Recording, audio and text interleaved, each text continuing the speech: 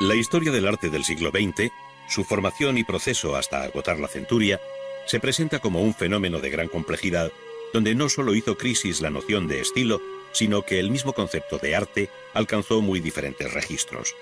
Ello dio lugar a nuevas expresiones artísticas que, bajo nombres como el de performance, happenings o instalaciones, ofrecieron imágenes muy distintas de lo que hasta 1900 se consideraba como una obra de arte.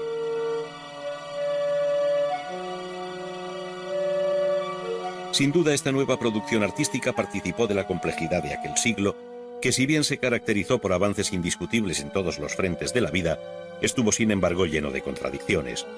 Factores tan característicos de este periodo como los valores de mercado, el consumo, la publicidad y la globalización afectaron también de un modo directo a la obra de arte.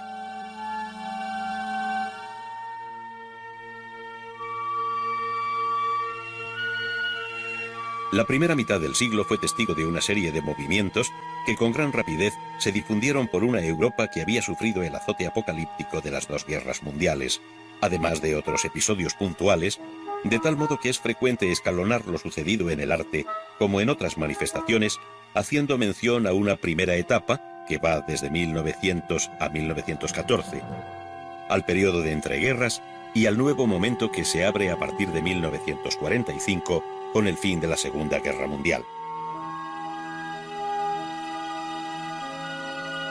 El tiempo transcurrido desde entonces permite valorar con objetividad un rico panorama en el que se distinguen varios movimientos de vida más o menos corta que se influyen mutuamente y donde muchos de sus mentores son los mismos artistas. Todos ellos compartieron un inquietante afán por encontrar la expresión propia del siglo XX, un arte nuevo para un nuevo siglo. Las artes plásticas tuvieron entonces una participación decidida en todo el proceso de cambio que se operó en la sociedad, estableciendo fuertes lazos de unión con la literatura, la música, el teatro, el cine o el ballet, dentro de un clima general de cambio.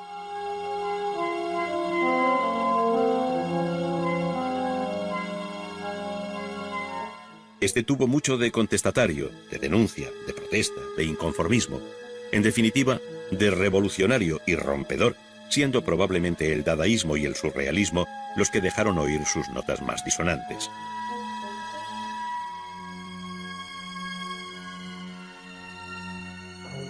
Dentro de la literatura artística son muy conocidos los testimonios personales de los propios artistas, sean los apuntes de un pintor como Matisse o las reflexiones sobre el arte metafísico de Giorgio de Chirico.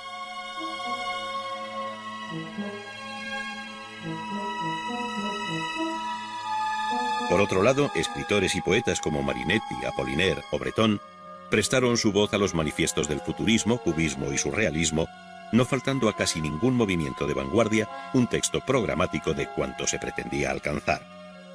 Parecía necesario explicar lo inexplicable a un público que ve distanciarse al arte de su tiempo para recluirse en un espacio estético que quizá de momento solo comparten otros creadores. Esta actitud la compartieron igualmente los arquitectos con textos y pronunciamientos como el de Ornamento y Delito de Adolf Loos o los principios del urbanismo espacial de Friedman.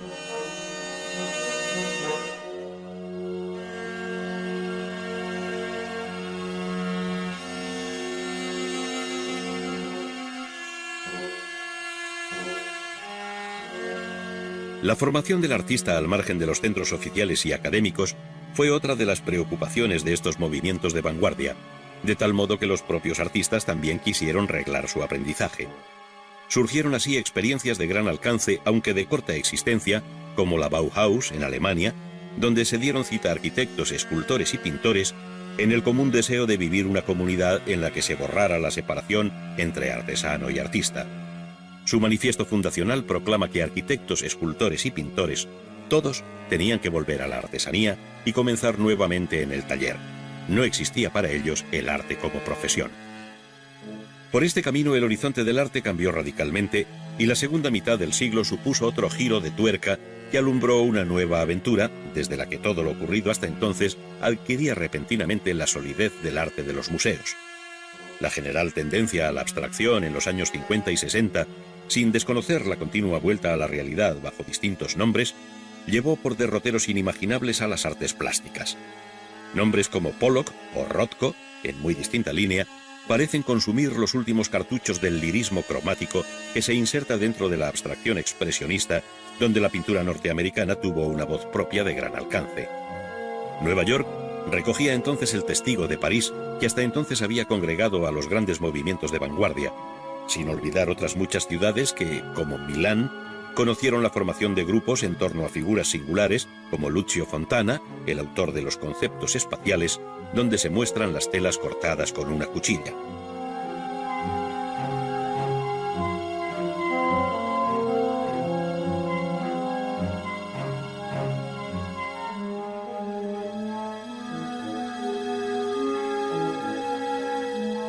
En los años 60 aparecieron nuevas tendencias como el pop art o arte popular, destinado a un público muy amplio por procedimientos muy elementales, baratos y repetitivos, vinculado a la publicidad y de carácter efímero, pensado sobre todo para atraer a los jóvenes de una sociedad de consumo. A él siguió el op art, basado en un cuidadoso juego óptico de relación de colores que, como el pop, dejaba al margen cualquier expresión personal. Por otro lado, el minimal art, el arte conceptual y tantos otros episodios surgidos en los años 80 y 90 representan la ramificación del tronco del arte, cuyos frutos, envasados bajo sorprendentes etiquetas como fluxus o posmodernidad crítica, entre otros, tienden en ocasiones hacia una banalidad que la crítica, apoyada o apoyando exposiciones, muestras, ferias y bienales, no ha sabido o no ha querido discernir, actuando como exégeta de un supuesto arte insondable.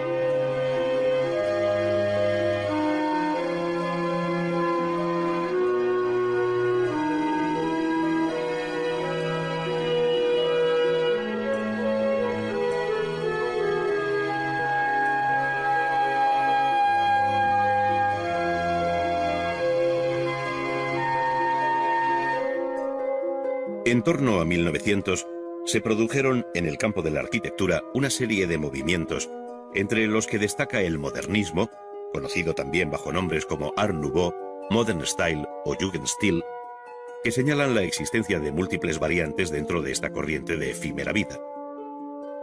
Su origen parte de la experiencia personal del arquitecto belga Victor Horta, quien en la última década del siglo XIX ya había sentado las bases de aquel cambio que coincidiría con el tránsito hacia el siglo XX. A él se vincula la obra de otros muchos arquitectos que, sin ser modernistas, como Gaudí, tantearon las posibilidades expresionistas de aquella nueva arquitectura que, rebasando los límites del historicismo y del eclecticismo, abría las puertas al nuevo siglo XX.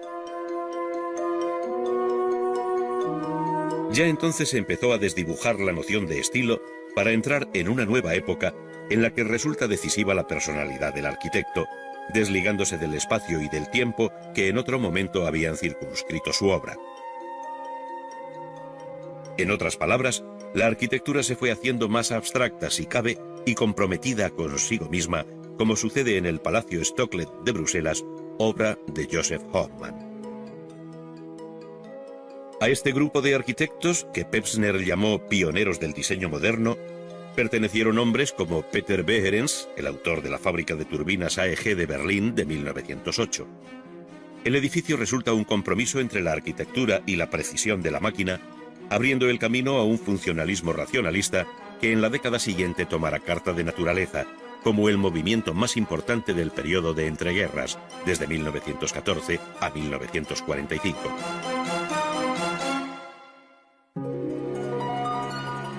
Fue entonces, en los años 20, cuando tuvieron su mayor eco las enseñanzas de la escuela de la Bauhaus en Dessau.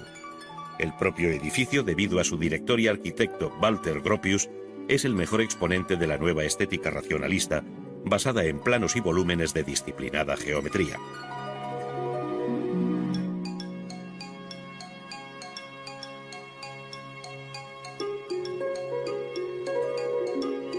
Este planteamiento funcional prevaleció sobre la corriente expresionista, que en Alemania contó con las primeras obras de Mendelssohn. Su torre observatorio de Potsdam es un acabado ejemplo del plasticismo visionario de su autor, muy alejado de la tendencia racionalista que valoró el silencio del plano en detrimento de la tensión muscular de la arquitectura. Entre los maestros del racionalismo de entreguerras se encuentra Mies van der Rohe, autor del pabellón de Alemania en la Exposición Internacional de Barcelona de 1929. En él se pone de manifiesto su preferencia por la composición abierta sobre la base de planos que en planta y alzado no llegan a cerrar el espacio.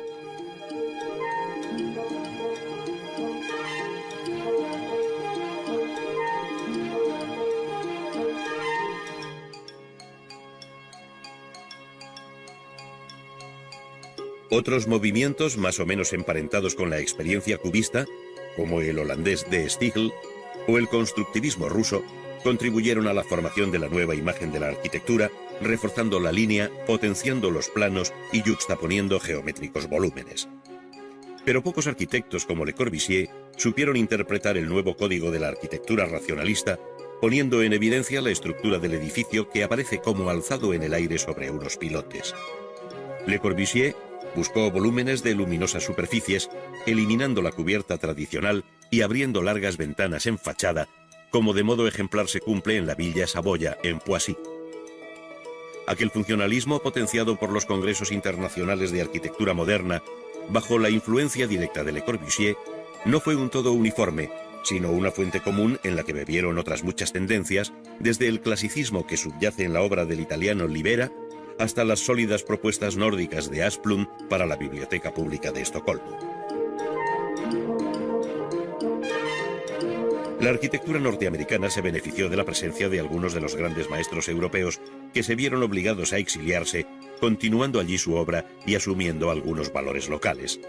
Así se explica mejor el Seagram Building, proyectado por Mies van der Rohe en 1954 dentro de la tradición del rascacielos neoyorquino, pero con una novedosa pureza formal.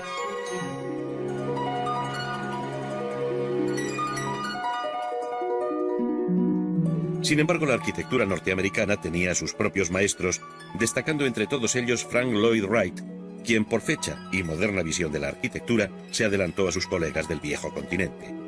Él impulsó lo que se llamó arquitectura orgánica, por su compromiso con la naturaleza frente al mecanicismo racionalista, si bien su obra, como la de todo gran creador, excedió aquel planteamiento inicial.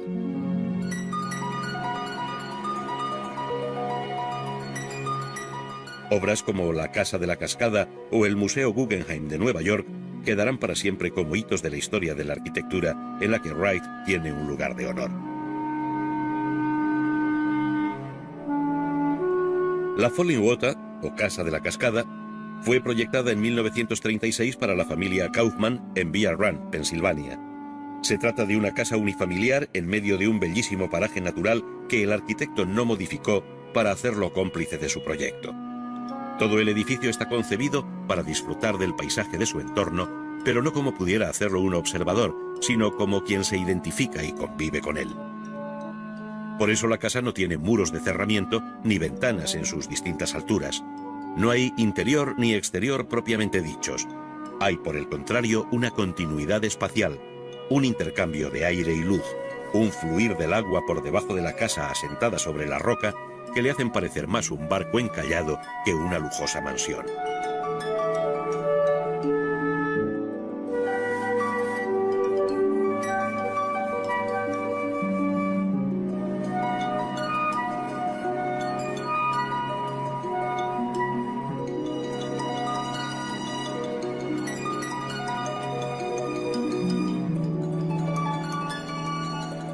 El arquitecto hizo aquí patente su idea de la arquitectura orgánica, a la que había dedicado el año anterior un libro en el que reconocía a la naturaleza como maestra, como guía segura para no caer en lo falso, injustificable y fuera de su tiempo. La arquitectura no se hace, sino que nace, decía Wright.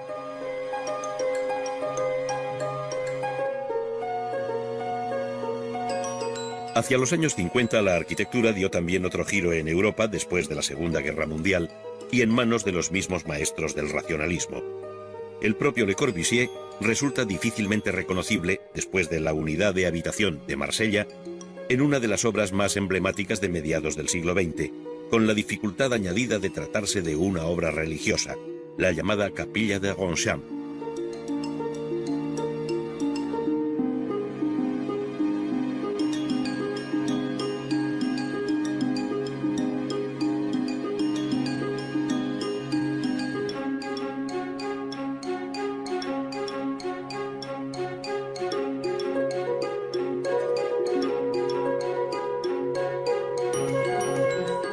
Al mismo tiempo, la arquitectura se benefició de las atrevidas propuestas llegadas del campo de la ingeniería, en la que tanto el hormigón como las estructuras metálicas representaron una aportación fundamental en el cambio de semblante de la arquitectura, olvidando el academicismo en el que cayó el propio racionalismo. Nombres como los de Luigi Nervi, Eero Saarinen o Fray Otto, todos ellos activos en la mitad de los 60, están ligados a esta corriente que mantiene aún vivo el interés por la forma aparente, por la piel, pero también por las masas en tensión y las superficies continuas.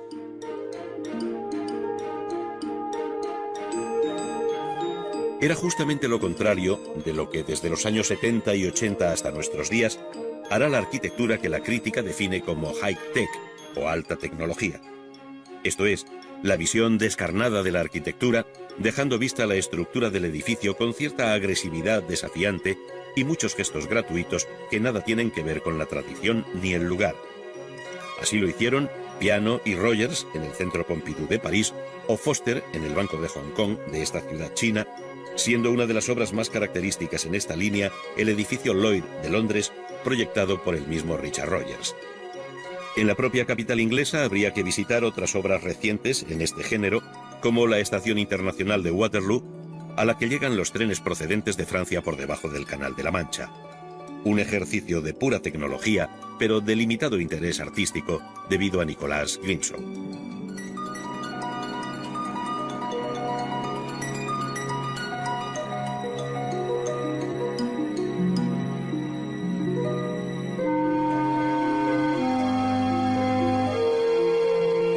Para finalizar, puede decirse que el siglo XX se cierra con un balance altamente positivo y como una de las etapas más interesantes de la historia de la arquitectura, especialmente hasta los años 60, cuando tanto la arquitectura orgánica como el racionalismo dieron frutos tardíos del más alto interés, desde Australia hasta América Latina o desde Finlandia hasta la India.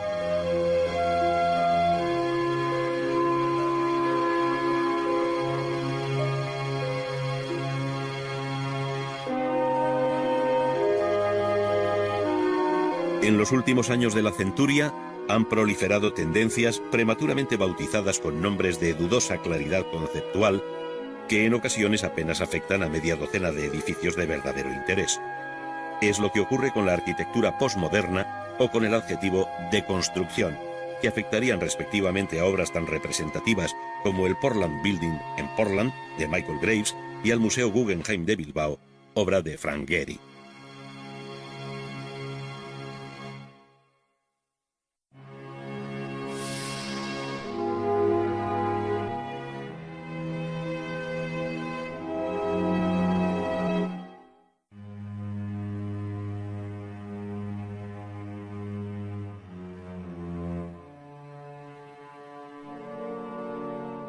La tradición escultórica del siglo XIX se adentra con fuerza en el siglo XX de mano de uno de los grandes escultores de todos los tiempos, Auguste Rodin. Su obra se produjo prácticamente en el siglo XIX, pero algunas, como Las Puertas del Infierno, llamada así por inspirarse en la Divina Comedia, le acompañó más allá de su muerte. Encargadas en 1880, trabajó en ellas hasta 1900, no fundiéndose en bronce hasta después del fallecimiento del artista en 1917.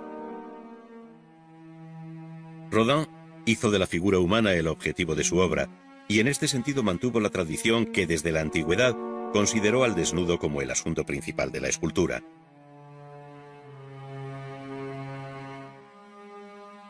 En esta línea, aunque con un sentido diferente, se insertan las esculturas de Meillol.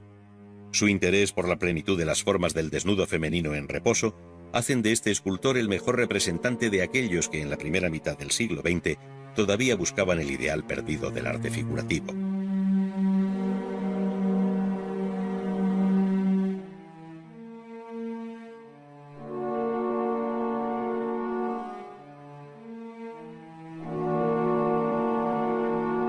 Algunos pintores, como Degas, Renoir y Bonnard, hicieron escultura, pero fue Matisse quien mejor expresó lo sucedido en poco tiempo con la figura humana.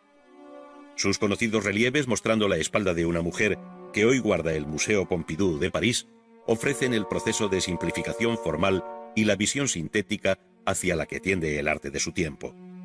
Entre la primera versión, que data de 1909, y la última, de hacia 1930, se ha pasado del análisis a la síntesis, hasta llegar a una interpretación de la figura humana que raya con la abstracción.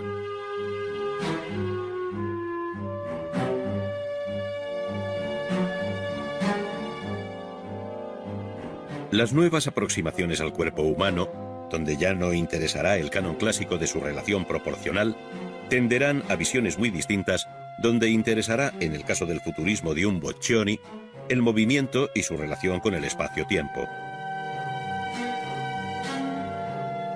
Así surgió el hombre en marcha, llamado por él formas únicas de continuidad en el espacio. Qué lejos queda el mundo de Rodin y Meillol en los días mismos de Meillol y Rodin. Desde muy temprano, otros pintores escultores, como Picasso, habían descompuesto la figura humana en múltiples planos bajo el prisma del cubismo analítico que tan novedosos frutos habían procurado en el campo de la pintura, aunque sin perder por ello el sentido hondamente figurativo y expresivo del rostro. Al mismo tiempo, y desde el constructivismo, artistas como el ruso Naum Gabo hacían una reflexión semejante con materiales como el hierro, que con el tiempo le llevarían a la pura abstracción espacial.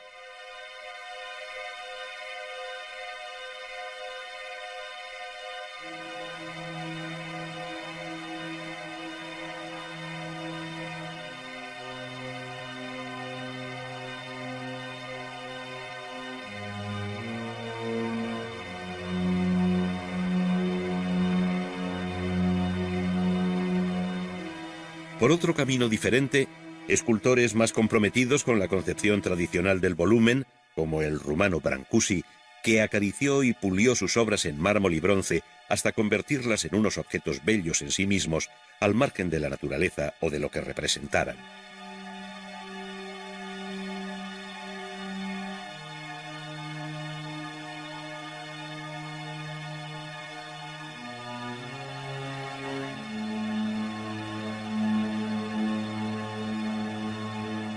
Desde el pájaro en el espacio hasta la princesa X, que tanto escándalo produjo en el Salón de los Independientes de París en 1920.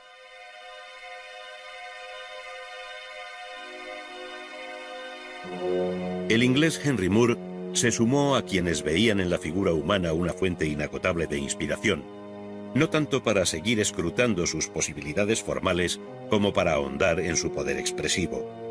Su visión resulta de gran originalidad al mostrar al tiempo las formas internas y externas del cuerpo humano, creando campos de luz y sombra de una belleza desconocida.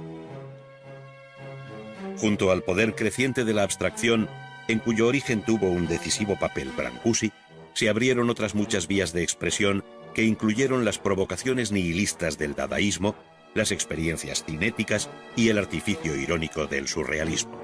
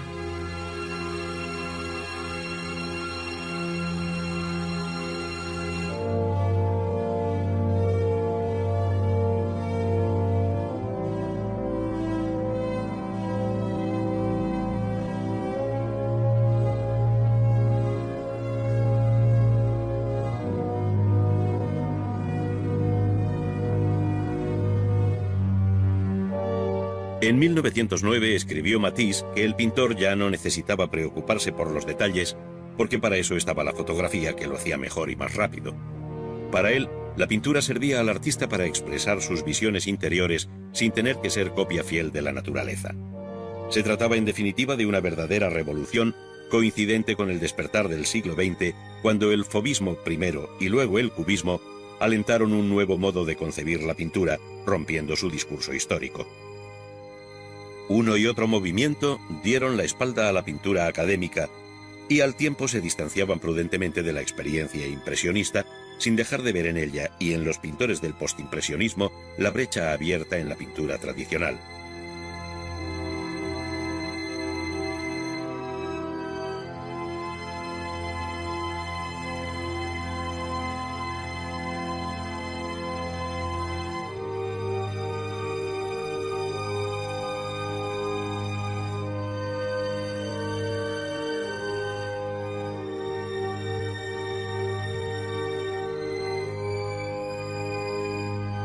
El nombre de fauvismo viene de fauve, esto es, fieras o salvajes, que es como la crítica adversa bautizó a los pintores que participaron en 1905 en el Salón de Otoño de París.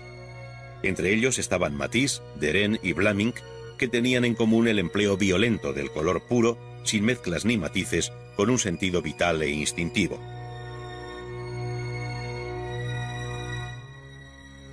Esta concepción agresiva del color también contribuyó eficazmente a los efectos buscados por el expresionismo, del que el pintor noruego Edvard Munch fue su más claro y melancólico representante antes de la Primera Gran Guerra de 1914.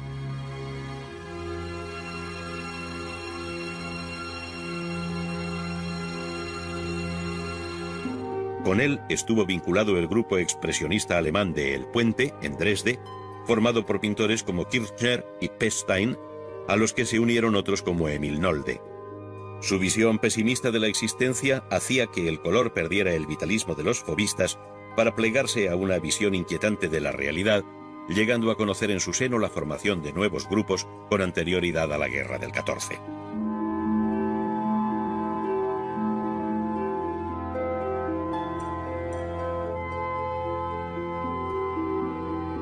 El más importante fue, sin duda, el llamado Jinete Azul, o Der Blaue Reiter, que ya dejaba ver la influencia del cubismo, pero sin perder el interés por el color. Al contrario, su mejor representante, el ruso Vasily Kandinsky, el autor de lo espiritual en el arte, manifestó siempre a través de su cambiante trayectoria un interés por el valor cromático de la pintura, con independencia de su vinculación al objeto, es decir, tendiendo claramente por esta vía hacia la abstracción. En la primera exposición del Jinete Azul, en Múnich, en 1911, intervino también el alemán Franz Marc, quien sometió su inicial visión naturalista a un proceso de pérdida de identidad formal para quedarse tan solo con el color en una imagen que tiene algo de abstracta cristalografía.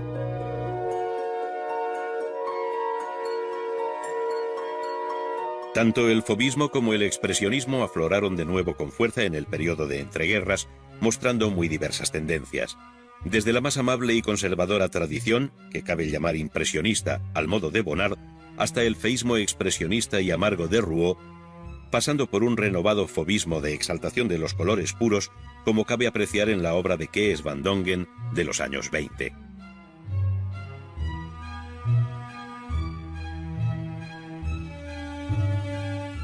En paralelo a todo lo apuntado anteriormente se desarrolló el movimiento cubista, que tuvo mucho de espina dorsal del arte durante la primera mitad del siglo XX, si bien casi todo estaba dicho antes de 1914. Frente a la primacía del color, el cubismo se interesó por la forma, sometiéndola a un análisis, descomposición y síntesis que sonó como un golpe de gong en la historia del arte en general, más allá de su particular incidencia en el ámbito concreto de la pintura. Nada volvería a ser igual después del cubismo, que además contagió a todo cuanto sucedió en su entorno, generando movimientos satélites de gran importancia.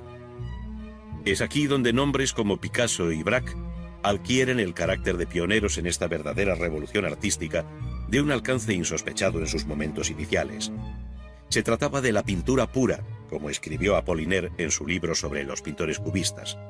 El parecido ya no tiene importancia alguna, pues el artista lo sacrifica todo a las verdades o necesidades de una naturaleza superior que supone sin descubrirla. La pintura, en fin, transforma cruelmente todo cuanto alcanza.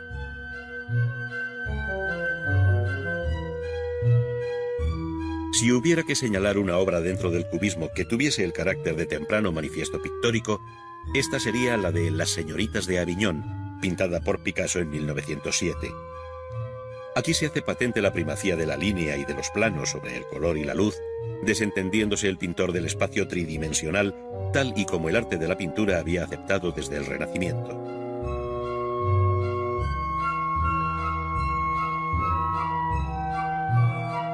El espacio ya no pretende reproducir un escenario real, sino que es un simple lugar de encuentro y yuxtaposición de planos y líneas en los que no existe la perspectiva.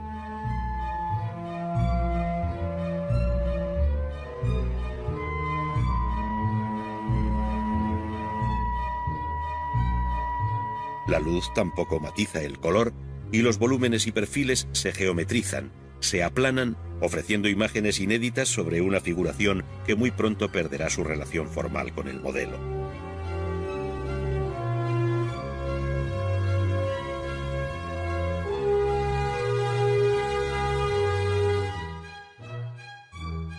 Pero esto solo era el comienzo de un proceso de transformación, debido a un cambio del concepto de la pintura y del arte en general, que le llevaría por muy distintos derroteros, incluso dentro de la corriente cubista y de la obra de un mismo pintor, como sucedió con Picasso, que compuso en clave cubista obras de muy diferente sonido.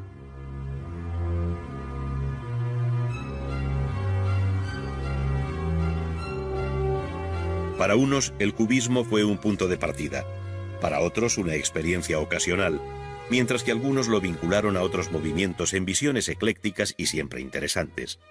Así lo hicieron Severini, Boccioni y Russolo dentro de la corriente futurista italiana, cuyo primer manifiesto, redactado por Marinetti, data de 1909.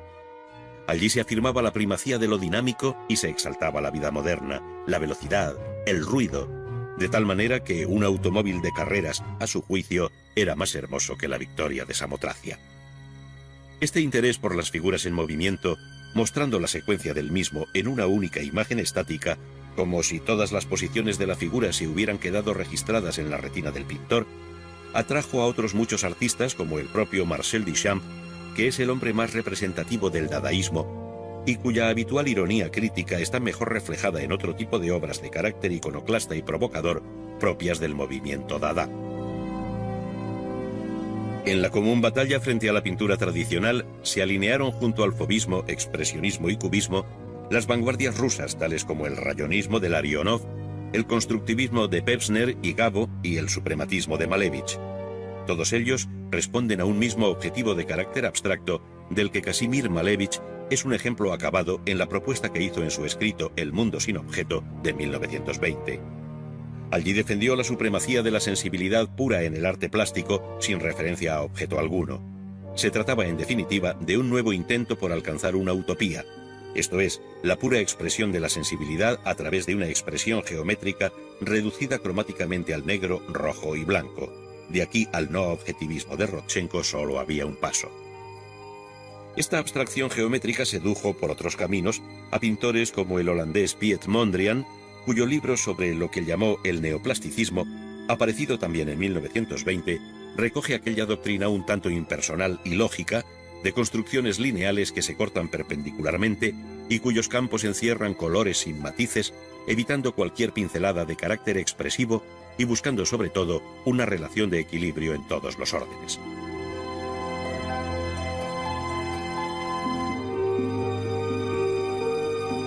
De este modo, en torno a 1920, se habían sentado ya las bases de las distintas tendencias de la pintura del siglo XX, a las que habría que añadir otras muchas, como pueden ser la llamada pintura metafísica, de Quirico, con ensoñadoras pero sólidas imágenes que parecen reencontrarse con una parte de la historia por el modo de considerar los objetos en el espacio.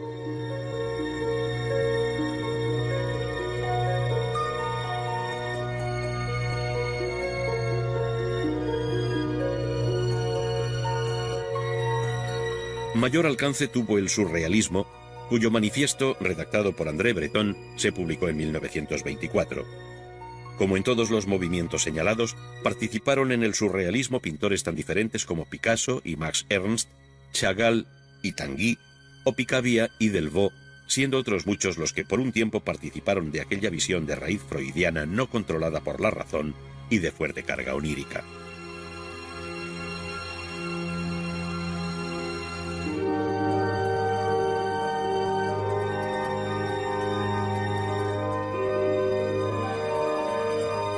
Su expresión aparente va desde el realismo agudo al modo de Dalí o Magritte hasta los elementos filiformes de un Miró.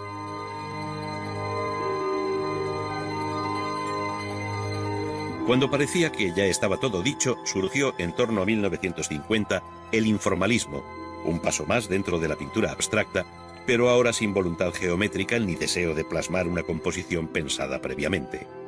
Por el contrario, en el informalismo prima todo lo que hay de rapidez e improvisación sobre la pintura misma durante el proceso de ejecución. Esto es lo que hizo el pintor norteamericano Jackson Pollock en lo que se ha llamado pintura de acción.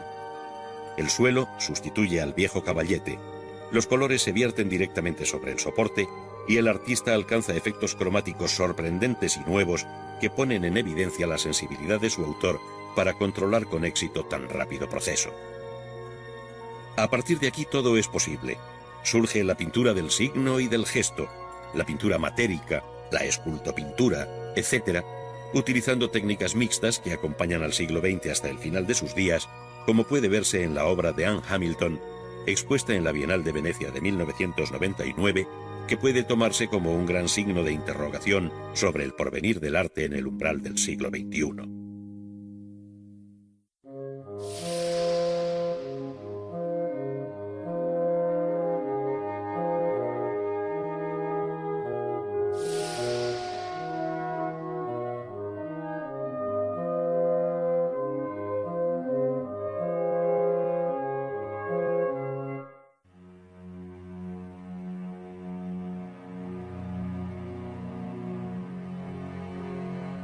El arquitecto vienés Camillo Sitte recordaba que Aristóteles había resumido sabiamente los principios de la construcción de las ciudades en esta sentencia. Una ciudad debe construirse de manera que proporcione a sus habitantes seguridad y felicidad. A esto añadía que para alcanzar esta meta no bastaba con la ciencia de un técnico, se necesitaba además el talento de un artista. Es decir, Sitte concebía la ciudad como una obra de arte.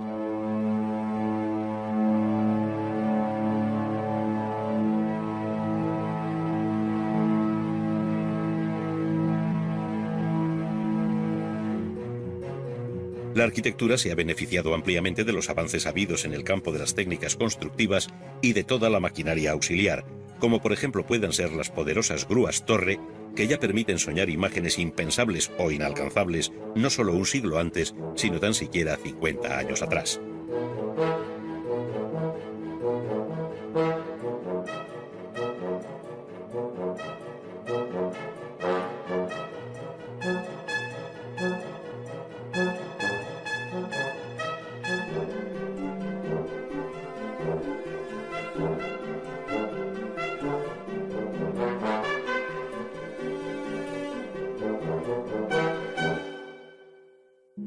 Al observar el ágil vuelo de las plumas de estas grúas torres, montadas sobre mástiles que pueden alcanzar los 120 metros de altura, cabe preguntarse hasta dónde hubieran llegado en otro momento los grandes constructores de las catedrales, cuyo ingenio suplió siempre la limitación de sus herramientas.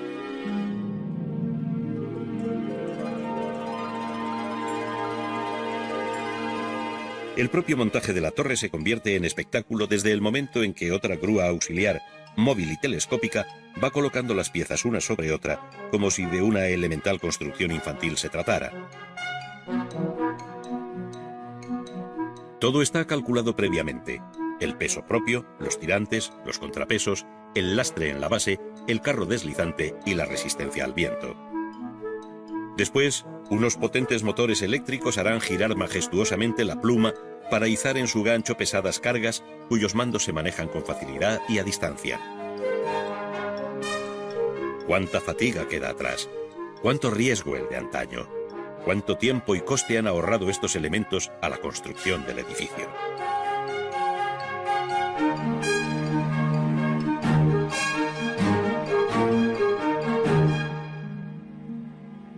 Las reflexiones anteriores aumentan nuestra admiración por las obras de otro tiempo, a la hora de construir imponentes bóvedas como la del Panteón de Roma, hecha en ladrillo y hormigón sobre cuidados encofrados cuyos materiales no izaban las grúas torre, ni su mortero era bombeado cómodamente a través de una manga.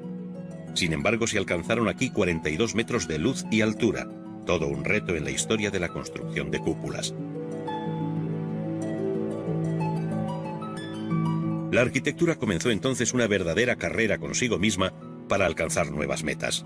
Mayor altura en los edificios, mejor iluminación, novedosas soluciones como la serie de cúpulas y semicúpulas sobre pechinas que caracteriza el templo de Santa Sofía de Constantinopla. Pero si la altura alcanzada por aquel templo bizantino rozaba los 55 metros, esta cota sería prácticamente doblada por la cúpula de la Catedral de Florencia, concebida en 2 hojas por Brunelleschi en el siglo XV. El talento constructivo de Brunelleschi y su formidable intuición situaron esta obra entre las más formidables de la arquitectura de todos los tiempos. La experiencia acumulada, y dejando otras tentativas intermedias, la segunda mitad del siglo XVII, el siglo de la Revolución Científica, vio levantar cúpulas de fábrica cada vez más sabias, aligerando el peso propio y multiplicando los casquetes que la componen. Esto es lo que hizo Christopher Wren en la Catedral Anglicana de San Pablo de Londres, permitiendo además barrocos juegos de luz, cuya procedencia se oculta ahora para quedarse solamente con el efecto final.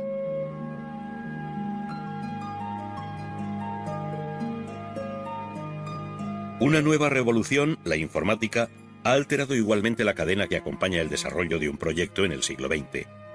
El antiguo estudio con planos y dibujos por las paredes, con el arquitecto y sus aparejadores y delineantes sobre el tablero de dibujo, se ha convertido ahora en una oficina donde los ordenadores hacen avanzar la tarea con rapidez y seguridad en todos sus frentes. El propio diseño pasará también por estas nuevas herramientas que harán viables tantas ideas que finalmente cuajarán en las maquetas tridimensionales, aquellas maquetas o modelos tan necesarios para convencer al cliente y corregir errores, como ya apuntaba Alberti en el siglo XV. Desaparecen los antiguos delineantes para dejar paso a expertos conocedores del dibujo asistido por el ordenador. En su lugar se sientan hábiles calculistas que en complejos diagramas aseguran la estabilidad de la estructura proyectada.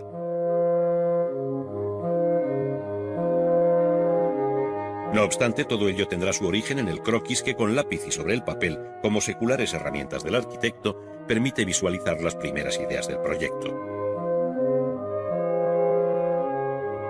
Así, perspectivas, plantas, secciones, axonométricas o alzados componen un repertorio formal donde la línea estricta, la sombra o el volumen acusan el peculiar modo expresivo de este o aquel arquitecto.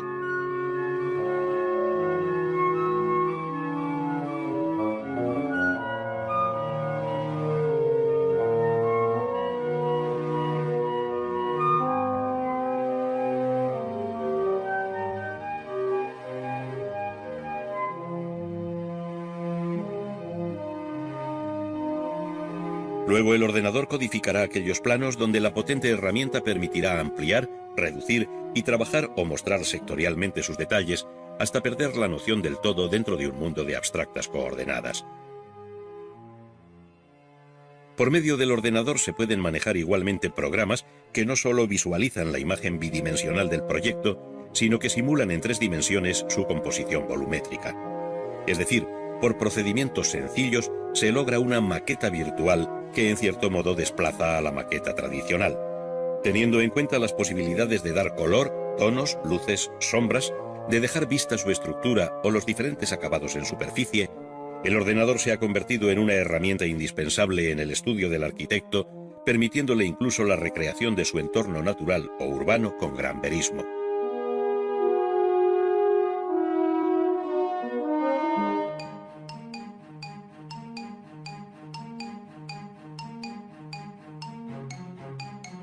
La cimentación del futuro edificio es una de las operaciones clave de todo el proceso constructivo, pues la futura vida de aquel dependerá del rigor con el que se haya llevado a cabo esta primera fase.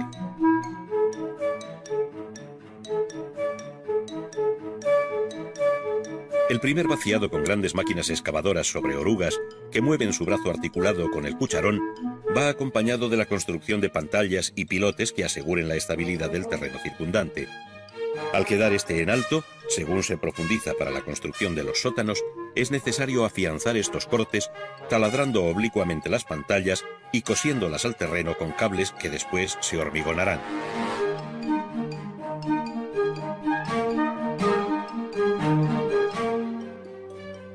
Otras máquinas perforadoras hacen verticalmente los pozos pertinentes para los pilotes, extrayendo primero la tierra por medio de una imponente barrena cortante que permitirá introducir la armadura metálica y finalmente hormigonar el interior. Con estas operaciones se refuerza todo el perímetro del solar, vaciándolo de un modo regular y seguro a varios metros de profundidad bajo la cota cero, por el que ahora hombres, vehículos, máquinas y materiales se moverán libremente. Pronto comenzará a crecer la estructura en hormigón armado que repetirá planta por planta la ubicación de los pilares. Para su construcción se repite el viejo sistema de un encofrado que sin embargo se ha sofisticado y normalizado al máximo, aprovechando las plaquetas o planchas que forman la caja para utilizarlas a lo largo de la obra. Dentro queda la armadura metálica compuesta de varios redondos de acero, cuyo número, sección y reparto se ha previsto en el cálculo de la estructura. Después vendrá el relleno de hormigón que surte un camión cerca de la obra y que transporta la grúa torre dentro de una tolva que se desplaza por la pluma hasta el lugar convenido. Esta operación se repite una y otra vez en una cronometrada y coordinada acción que hace posible ver crecer a los grandes edificios día a día con un ritmo de obra inédito en la historia de la arquitectura.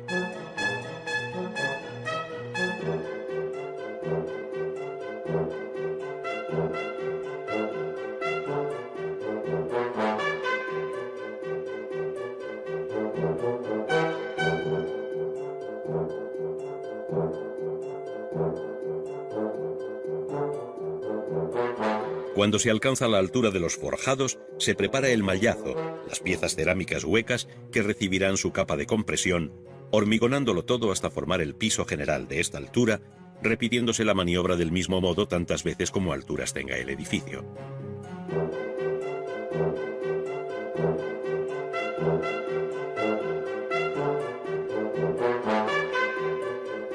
Desde el siglo XIX se viene empleando el hierro y el acero como material de construcción, alcanzando los perfiles laminados a finales del siglo XX una formidable resistencia.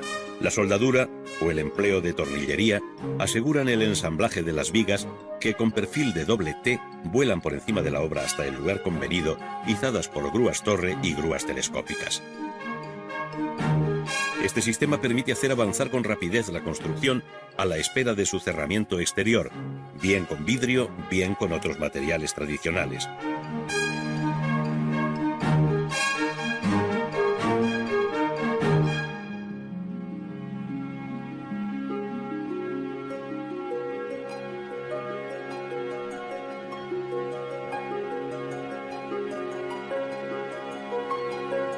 Según nos acercamos al final del segundo milenio, la arquitectura y la construcción experimentan y asumen los últimos avances tecnológicos que hacen posibles los proyectos más utópicos.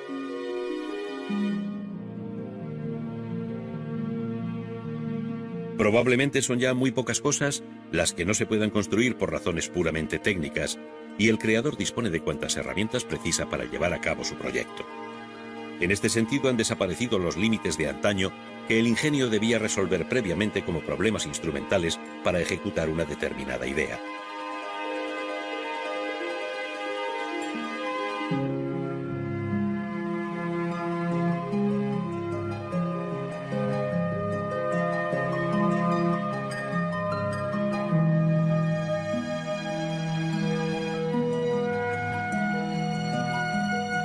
Hoy, la idea misma, por un problema de autoexigencia, se ha hecho más difícil y obliga no tanto al ingenio como al talento del artista a comenzar de nuevo por un camino de búsqueda hasta alcanzar con éxito la meta propuesta. En una palabra, un horizonte difícil donde, sin embargo, siempre encontraremos cosas nuevas. Por otra parte, las fronteras que en otro tiempo separaban de modo tajante la arquitectura de la ingeniería y a ambas de las artes plásticas, prácticamente se han borrado, pues muchas veces los propios creadores participan de todas estas disciplinas.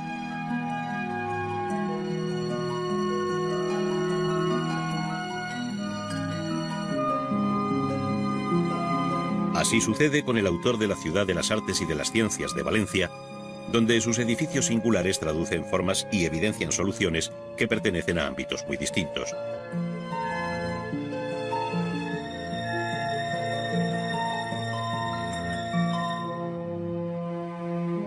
El Hemispheric, el Umbráculo, el Oceanógrafo, el Palacio de las Artes o el Museo de las Ciencias invitan a contemplar y disfrutar de un mundo formal de concepción casi barroca, donde la línea dibuja sobre el cielo perfiles ondulantes. El vidrio se alía con la estructura metálica.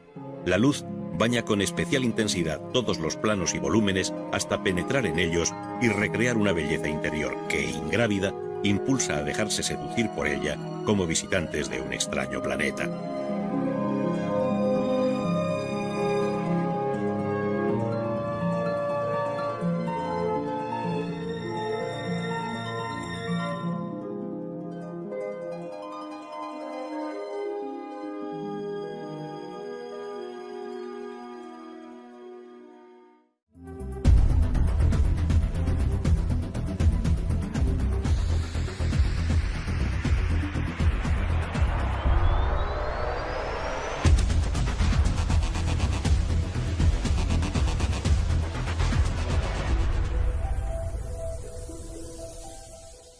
Americana tuvo una voz propia de gran alcance. Nueva York recogía entonces el testigo de París, que hasta entonces había congregado a los grandes movimientos de vanguardia, sin olvidar otras muchas ciudades que, como Milán, conocieron la formación de grupos en torno a figuras singulares como Lucio Fontana, el autor de los conceptos espaciales, donde se muestran las telas cortadas con una cuchilla.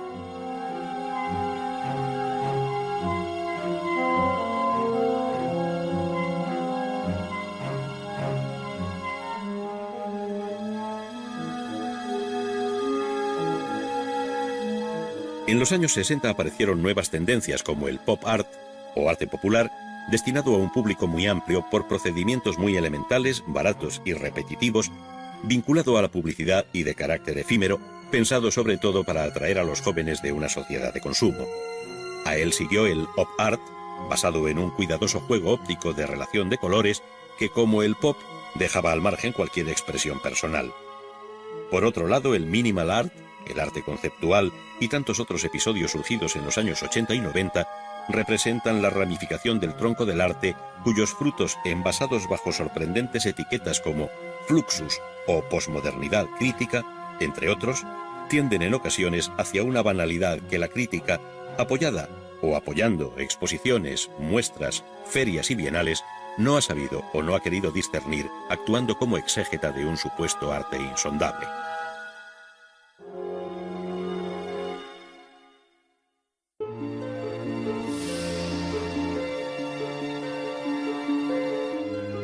Que quizá de momento solo comparten otros creadores.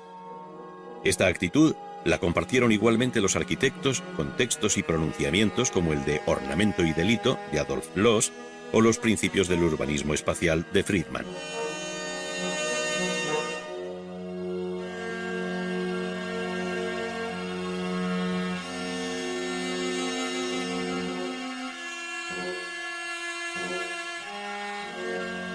La formación del artista al margen de los centros oficiales y académicos fue otra de las preocupaciones de estos movimientos de vanguardia, de tal modo que los propios artistas también quisieron reglar su aprendizaje.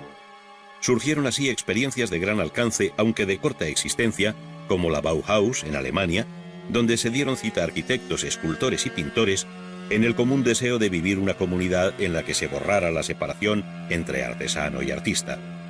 Su manifiesto fundacional proclama que arquitectos, escultores y pintores, todos tenían que volver a la artesanía y comenzar nuevamente en el taller.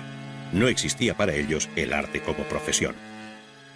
Por este camino el horizonte del arte cambió radicalmente y la segunda mitad del siglo supuso otro giro de tuerca que alumbró una nueva aventura, desde la que todo lo ocurrido hasta entonces adquiría repentinamente la solidez del arte de los museos. La general tendencia a la abstracción en los años 50 y 60, sin desconocer la continua vuelta a la realidad bajo distintos nombres, llevó por derroteros inimaginables a las artes plásticas. Nombres como Pollock o Rothko, en muy distinta línea, parecen consumir los últimos cartuchos del lirismo cromático que se inserta dentro de la abstracción expresionista, donde la pintura norteamericana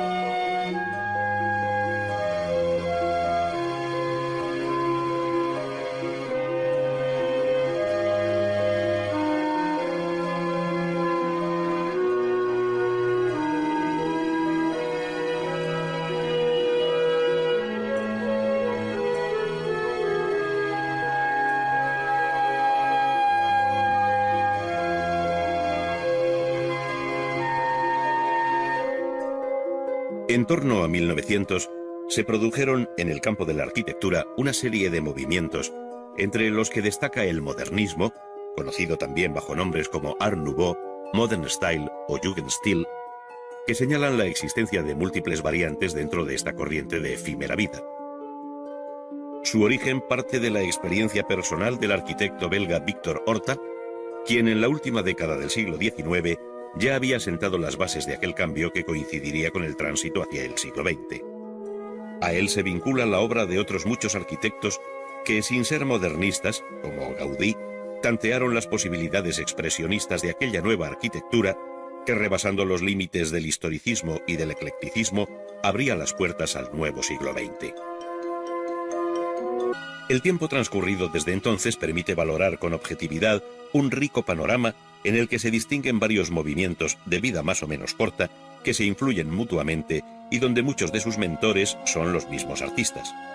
Todos ellos compartieron un inquietante afán por encontrar la expresión propia del siglo XX, un arte nuevo para un nuevo siglo.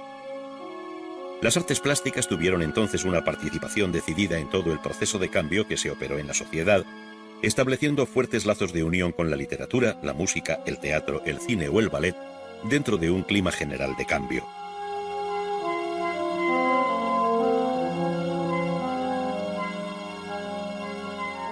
Este tuvo mucho de contestatario, de denuncia, de protesta, de inconformismo, en definitiva, de revolucionario y rompedor, siendo probablemente el dadaísmo y el surrealismo los que dejaron oír sus notas más disonantes.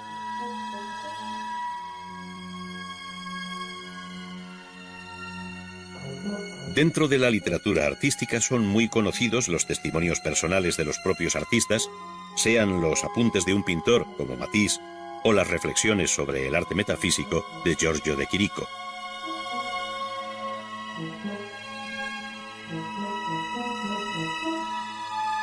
Por otro lado, escritores y poetas como Marinetti, Apollinaire o Breton prestaron su voz a los manifiestos del futurismo, cubismo y surrealismo, no faltando a casi ningún movimiento de vanguardia un texto programático de cuanto se pretendía alcanzar. Parecía necesario explicar lo inexplicable a un público que ve distanciarse al arte de su tiempo para recluirse en un espacio estético.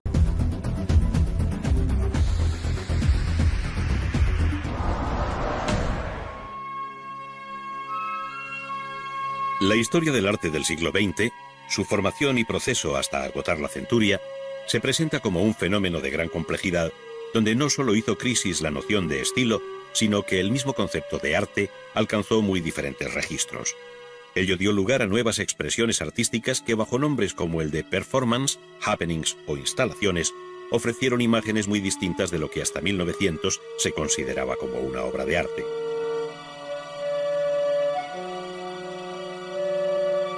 Sin duda, esta nueva producción artística participó de la complejidad de aquel siglo, que si bien se caracterizó por avances indiscutibles en todos los frentes de la vida, estuvo sin embargo lleno de contradicciones. Factores tan característicos de este periodo como los valores de mercado, el consumo, la publicidad y la globalización afectaron también de un modo directo a la obra de arte.